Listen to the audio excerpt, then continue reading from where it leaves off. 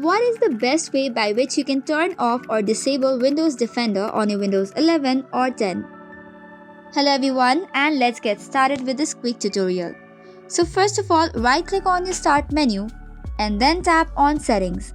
Once the setting page is open, go on privacy and security. Under this, tap on the first option, which is Windows Security.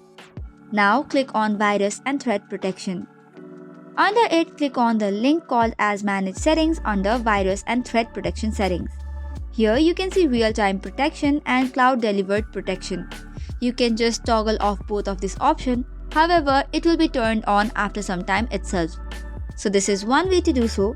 Similarly, the other way to disable Windows Defender or spyware is open the registry editor. For that, you can just type in registry editor and then open HKey local machine. Under it, go for software, and under software, go for policies. Under policies, click on Microsoft and then search for Windows Defender. Now tap on it and right click and click on new.